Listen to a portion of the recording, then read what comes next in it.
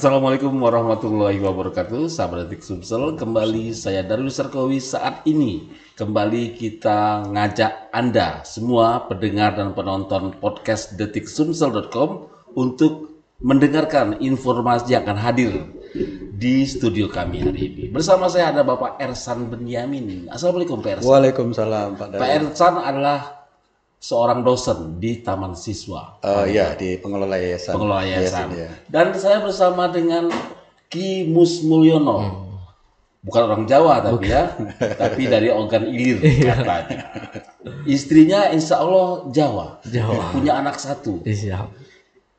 Ki Mus Mulyono adalah seorang dari HIMKA ya, Himka. Himpunan Keluarga Taman Keluarga Siswa Taman Siswa Indonesia. Palembang. Oh, Indonesia. Oh, bagian Sumsel. bagian Sumsel ya, Indonesia. Ya. Oke, HIMKA. Ketua DPD DPD HIMKA Himpunan Sumatera Sumatera Selatan. Selatan. Ki Mus Mulyono, manggilnya? Kimus. Oh, Ki Mus. Namanya sudah menakutkan sebenarnya. Pak Ersan, Siap. kita ngobrol hari ini tentang PPDB. Siap. Kemarin sempat jadi viral juga ini terkait dengan masuknya anak-anak sekolah SMP, SMA, bahkan yang masuk ke mahasiswa, terutama yang di universitas negeri, Ya. terkait dengan bayaran, UT. Kalau berkaitan dengan duit pasti masalah, ya. Tergantung besar kecilnya duit jadi masalah masih. Apalagi sudah masuk, susah keluar. Ya. Saya ke Pak Esa atau ke Himkal nih, ke Pak Ki. Panggilnya Pak atau apa sih? Kimus Karena masih langsung. muda ini. Langsung Ki Kalau Pak, tua. jangan pakai Ki. Iya. Kalau sudah Ki ngantin Pak. Kimus Mulyono, Iya. Kimus. Oke. siap. Kita ke terkait dengan Carut Marut oh Carut Marut ya. Iya. Carut Marut dengan masuknya PPDB PPDB 2024. 2024. Apa yang Carut Marut? Terkait PPDB 2004 dari awal tahun sudah kami peringati kawan-kawan gerakan terkait penggiat pendidikan Sumatera Selatan bahwasanya regulasi yang sudah ada yang dikeluarkan Permendikbud nomor 1 tahun 2021 yang selama ini belum digunakan di Sumatera Selatan. Tetapi gubernur sebelumnya telah mendiskresi mengeluarkan Pergub nomor 13 tahun 2021 untuk mengakomodir terkait belum lengkapnya infrastruktur apabila menggunakan Permendikbud nomor 1 tahun 2021 dari pemerintah pusat. Itu terkait apa? Terkait zonasi. Oh, Tentang jalur zonasi. Iya, penerimaan peserta didik baru yang dikeluarkan oleh Permendikbud nomor 1 tahun 2001. Tetapi kan wilayah Sumatera Selatan sampai saat ini belum, terkhusus Kota Palembang ada 6 kecamatan yang belum memiliki SMA. Nah, Pergub itu belum bisa digunakan untuk di Sumatera Selatan ini menurut kami. Maka melalui diskresinya gubernur sebelumnya mengeluarkan Pergub nomor 13 tahun 2021. Di situ ada penambahan lagi di dalam Permendikbud itu, yaitu 2 lagi penambahan. Yang pertama yang dari Permendikbud itu, yang pertama zonasi, yang kedua afirmasi, yang ketiga prestasi, yang keempat perpindahan orang tua apabila PNS. Nah, ada 2 lagi yang ditambah dalam Pergub nomor 13 itu, yaitu tes akademik atau CAT, yang kedua terkait undangan. Jadi jalur undangan untuk siswa yang berprestasi. Nah, tetapi kan gubernur sekarang, yang gubernur yang lama maksud aku, PJ gubernur mengeluarkan diskresi lagi untuk menghapus 2 kebijakan ini, yaitu surat keputusan nomor 234 yang menganulir Pergub tersebut. Ini kan agak janggal menurut kami. Jadi tumpang tindih. Tumpang tindih. Pergubnya belum dicabut, ngeluar ke diskresi baru yang menghilangkan 2 itu. Terkait pengeluaran SK surat keputusan PJ gubernur itu, ini kan berawal dari temuan ombudsman. Terkait ada temuan beberapa sekolah yang menyalahi aturan terkait penambahan lokal sekolah. Kalau sudah sampai ke ombudsman, artinya ada kesalahan berarti. Ada ketidak mematuhi aturan berarti. Iya, betul. Ombudsman sampai mana? Ini kan berawal dari temuan Ombudsman terkait beberapa sekolah negeri penambahan lokal. Jadi Ombudsman menyarankan untuk mengeluarkan surat keputusan baru kepada PJ untuk menggunakan Permendikbud nomor 1 tahun 2021. Tetapi kan infrastruktur yang ada di Sumatera Selatan ini kan belum lengkap. Belum bisa digunakan maksud kami kan. Nah, dari situlah carut marut PPDB 2004 ini terjadi. Alhamdulillah pasca penerimaan PPDB 2004 kami membuka posko pengaduan untuk wilayah Sumatera Selatan, bahkan di luar juga. Sudah hampir 100 laporan, baik zonasi, afirmasi, dan prestasi. Nah, data ini yang kami gunakan nanti untuk aparat penegak hukum untuk menindaklanjuti terkait server yang digunakan menurut kami, yang menurut kami terindikasi di situ. Itu Servernya bermasalah. Bermasalah menurut kami.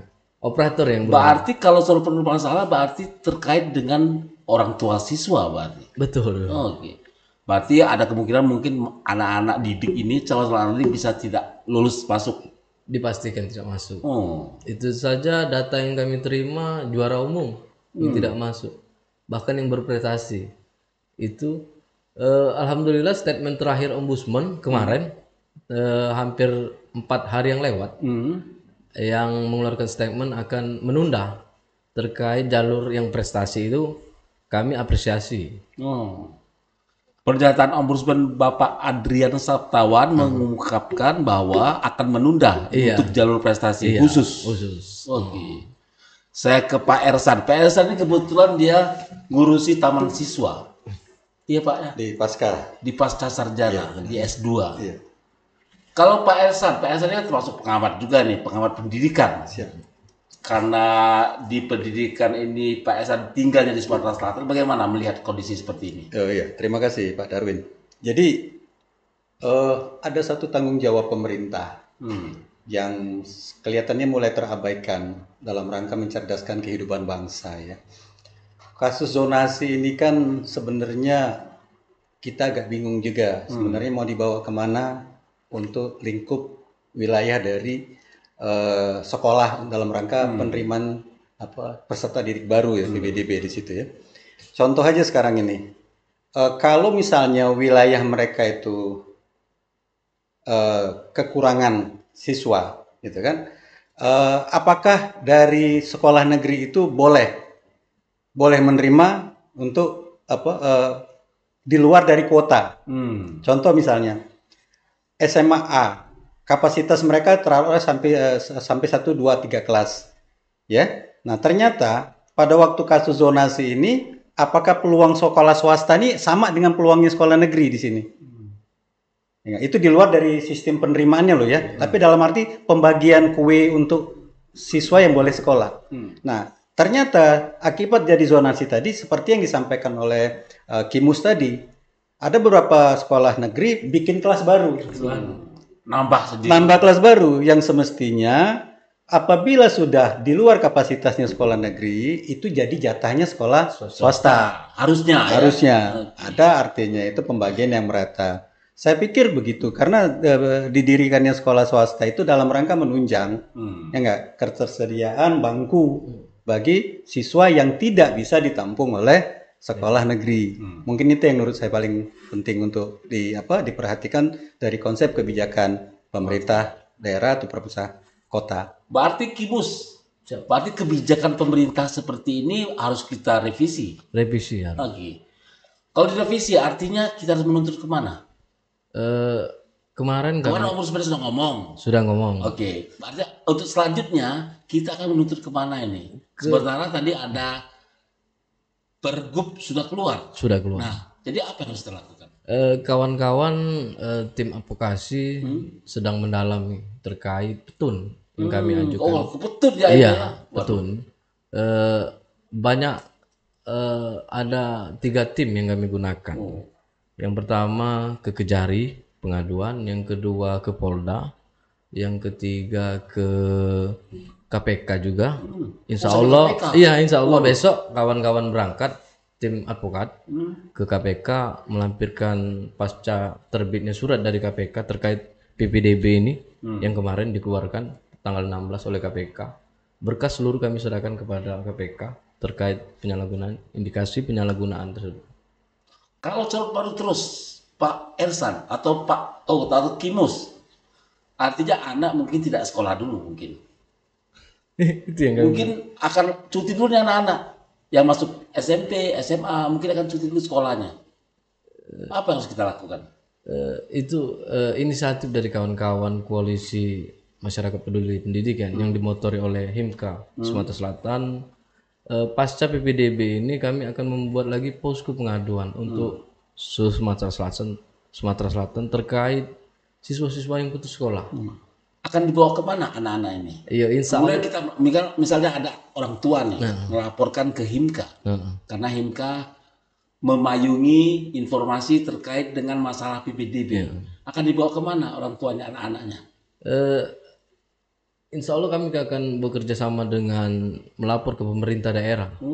Misalnya di daerah Kota Palembang, kami akan menyurati pemerintah daerah untuk menyikapi permasalahan ini. Bahwa di daerah itu ada sekian siswa yang tidak sekolah. Ada masalah lagi nih Pak Ersan. Kepala daerah banyak-banyak PJ nih. Jangan-jangan nanti mengeluarkan peraturan pemerintah perwako lagi, kemudian batal lagi. Bagaimana kondisi anak-anak kita? Ya, ini kan sebenarnya ini dampak dari kebijaksanaan yang tidak efektif, ya dalam tanda petik mungkin keliru lah gitu ya. Sehingga yang dirugikan adalah orang tua. Notabene adalah siswa didik baru ini. Ya, saya pikir apa yang dilakukan oleh Himka sudah satu langkah yang positif. Artinya mengajak dialog dengan pemerintah kota, provinsi atau kabupaten. Kira-kira strategi apa? Kebijakan apa? Walaupun sifatnya itu hanya temporer, yang untuk kebijakan menyikapi terhadap menyelamatkan betul, tahun ini ya. betul Pasca. siswa-siswa yang tidak bisa ditampung. Kan tadi kita bicara server. Kalau bicara server, artinya pada waktu sudah diputuskan, otomatis si anak-anak ini tuh udah nggak bisa masuk lagi. Sudah selesai sampai situ. Karena terkait teknologi. Karena berkait dengan tadi data yang sudah diupload. Itu. Dapodik namanya. Nah, jadi kalau menurut saya langkah yang strategis benar menemuin pemerintah kota atau kabupaten apa solusinya? Ketimbang anak ini putus sekolah, mana tanggung jawab pemerintah? Nah, ada solusi memang yang paling bijak menurut saya memungkinkan adalah melibatkan sekolah swasta. Ya, betul. Itu. Keterlibatan. Iya, karena kan sebenarnya begini. Pada waktu sudah ada konsep di akreditasi sekolah, kan sebenarnya konsep negeri swasta kan sudah tidak ada lagi. Yang ada itu cuma diakreditasi. Nah, tanggung jawab pemerintah harus jelas. Pada waktu ada akreditasi, zonasi juga mestinya dihilangkan. Iya. Benar nggak? Kan zonasi itu kan kesannya itu ada pilih kasih. Hanya diprioritaskan untuk sekolah negeri. Yang lucunya sekolah negeri itu dia bisa menerima di luar dari kapasitas. Sehingga sekarang pada teriak-teriak adalah sekolah swasta. Padahal mereka akreditasinya minimal B.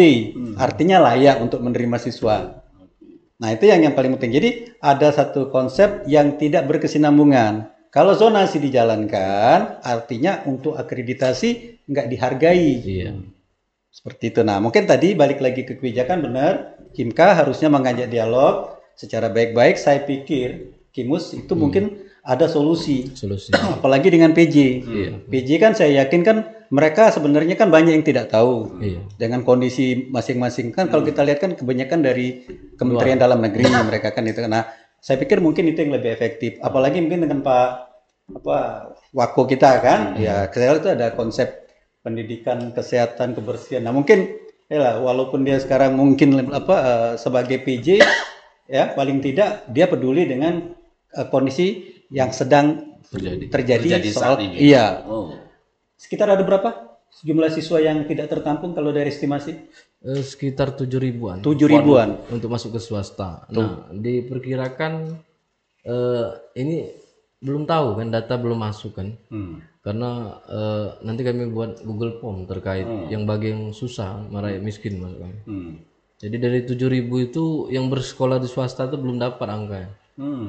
Nanti insya Allah membuka posko pengaduan lagi terkait pasca penerimaan PPDB bagi yang tidak menyambung ke sekolah itu insya Allah bisa diakomodir oleh pemerintah daerah di Provinsi Sumatera Selatan maksud kami. Kondisi seperti ini peran pemerintah tentu sangat penting karena menyelamatkan masa depan anak-anak kita. Apalagi baru bertumbuh ini SMP, SMA, baru pengen besar-besarnya anak-anak ini. Baru tumbuh. Baru mungkin 16 tahun, ada yang 14 tahun. Kami kan prihatin di daerah itu di daerah pedalaman ini aja ada laporan dari daerah Gelombang.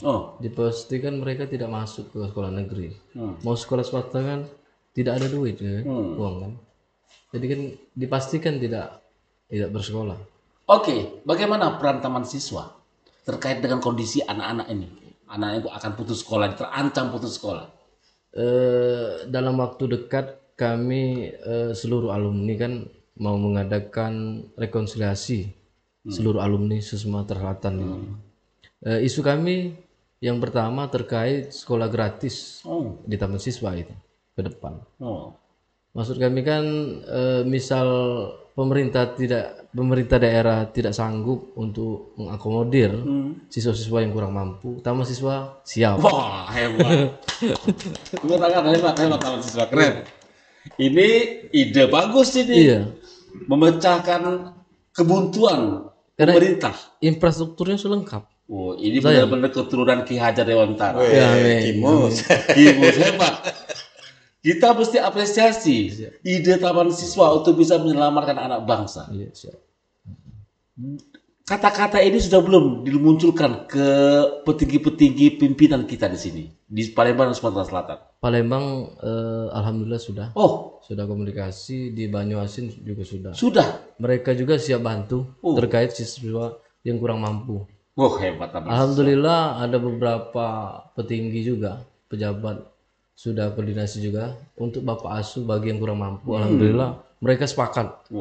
Meskipun beda jalur kan, bukan orang taman siswa. Kami sebutnya insan taman siswa. Untuk yang bantu di taman siswa.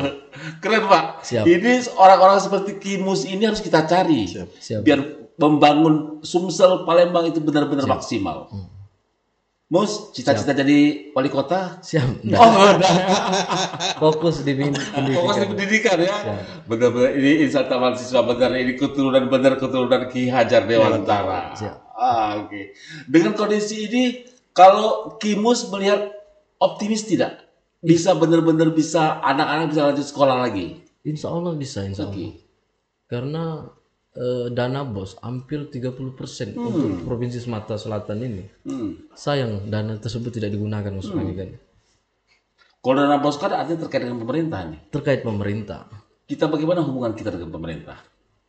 Ini kan regulasi ini kan kemarin sudah kami sampaikan sama Komisi 5. Nah, rupanya terkait isu ini sudah dibahas di pusat katanya. Terkait merger itu. Bantuan pemerintah pusat terhadap sekolah swasta.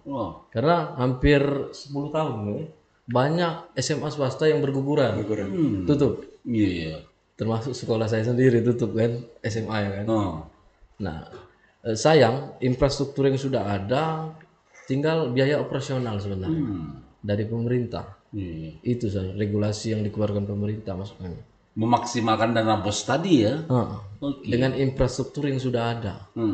Kan kosnya lebih kecil daripada membangun seluruh sekolah yang double maksud kami. Di misalnya satu kelurahan, satu kecamatan bangun lagi sekolah saya. Infrastruktur lagi misalnya ya. Kecuali dia yang belum ada sekolah benar ini.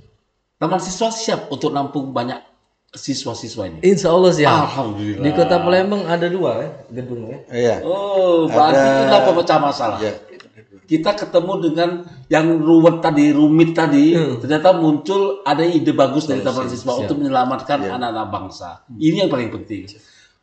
Kita mikir bagaimana sih harus menyelamatkan anak-anak ini, ternyata taman siswa sudah ketemu solusinya. Ada 2 sekolah taman siswa di Sumatera Selatan. Kota Palembang. Di Kota Palembang saja ya. Di daerah Sungai Buah sama di Lapangan Hatta. Sebenarnya di daerah perbatasan dengan Banyuasin di KM 12. Ya, secara kewilayahan sebenarnya masuk ke Banyuasin. Tapi kalau dilihat Tapi dari kerjasama dengan pemerintah Banyuasin juga kuat ya. Ini baru dibangun. Oh, baru dibangun juga ya. Pemerintah Banyuasin. Oke. Pak Ersan, siap.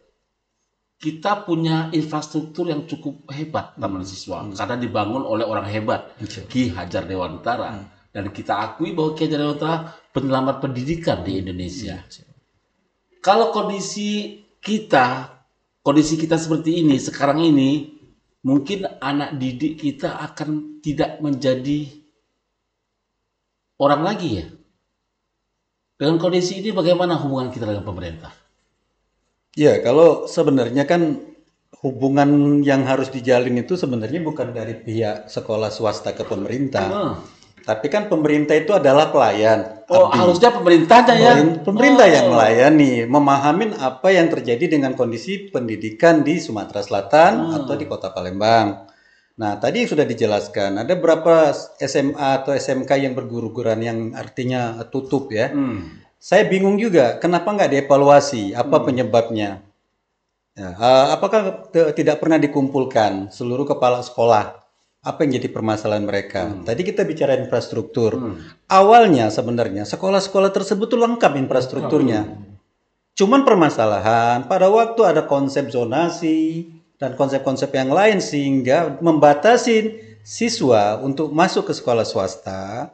Karena ada strategi yang kita kurang tahu apa latar belakangnya sehingga pada waktu mereka untuk menghidupkan ya sekolah tersebut sudah dibatas yang di luar kemampuan mereka, mau tidak mau.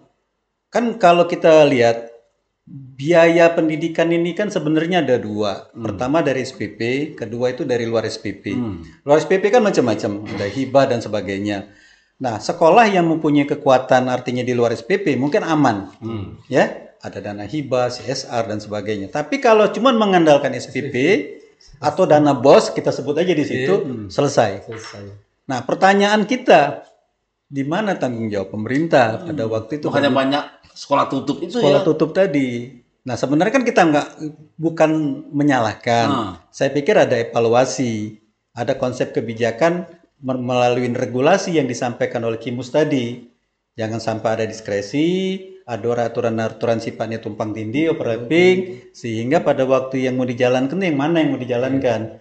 Ya, poinnya kan sebenarnya bagi orang tua mau aturan seperti apapun, yang penting tidak merugikan siswa. Oke. Mungkin di situ. Yang terakhir, apa pesan kita kepada pemerintah dan kepada orang tua calon siswa? Untuk pesan juga untuk pemerintah dulu nih, Pak Ersan atau Pak Kimus. Oke. Pak Ersan dulu. Ya, kalau saya pribadi sih sebenarnya adalah mengembalikan fungsi saja. Artinya fungsi pemerintah bagaimana melihat ya eksistensi atau kedudukan dari sekolah swasta yang ada di Kota Palembang ataupun di Sumatera Selatan. Cuman itu semata. Kalau memang ada permasalahan, itu coba mereka dievaluasi. Dan orang tua juga sebenarnya tidak oriented ke sekolah negeri. Harus seperti itu juga sudah berpikir karena sudah ada konsep akreditasi yang Pak lagi. PJ kita baru lagi nih Pak, PJ gubernurnya nih. Aturan baru lagi. Aturan baru lagi. Saya khawatir malah akan ada benturan lagi nih. Itu wallahu alam bisawab kalau di situ ya. Orang-orang seperti Pak Ersan dan Kimus lah yang berusaha untuk bagaimana pendidikan kita lebih baik. Saya pikir langkah yang dilakukan Himka ini yang mengetuk. Mungkin dalam waktu dekat mungkin bisa audensi ya Ki ya ataupun untuk berdiskusi. PJ yang baru. Iya. PJ baru ya gubernur kita ya. Aksi sudah hampir 5 kali. Oh, Sudah keliling ke DPR, ke Dignas. Alhamdulillah dari pemerintah daerah belum ditemui. Oh, belum bisa ditemui. harus lebih kuat lagi, Lebih kuat Kimus. Oke, jangan lupa undang Detik Sumsel biar orang banyak dengar. Siap. Ada peran aktif dari Himka Siap. terkait dengan bagaimana memajukan pendidikan di Sumatera Selatan. Siap. Kapan rencana Kimus? Ini kan kawan-kawan masih Untuk menggedor pemerintah kita lagi. Ini kebetulan nih PJ baru nih. iya. Pasca kawan-kawan melakukan advokasi, selesai dari advokasi, kawan-kawan sudah pulang dari KPK, dari Polda, terus dari Kejari, baru kami rembuk lagi. Kapan itu?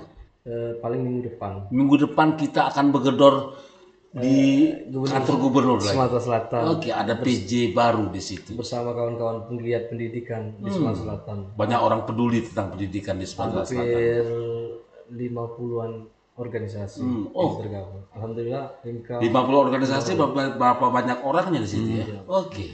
yang Kita prihatin. berdoa Himka akan kuat Amin. memajukan pendidikan di Sumatera Selatan dan banyak anak-anak didik kita tetap bisa sekolah. Siap.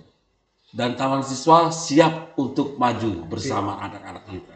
Oke, Pak Ersan, terima kasih banyak. kasih. Sukses untuk Taman Siswa. Siap, terima kasih. Kimus, wah, Siap.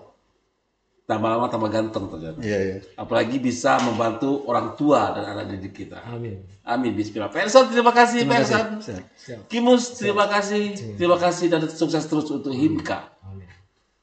Taman Siswa semangat terus dan saya tahu Taman Siswa tetap kuat untuk bisa membangun pendidikan di Indonesia. Amin. Terima kasih sekali lagi sahabat Detik Sumsel, obrolan kita tentang PPDB dan keterkaitan Taman Siswa di dunia pendidikan di Sumatera Selatan. Saya Darwis Sarkawi, wassalamualaikum warahmatullahi wabarakatuh. Waalaikumsalam.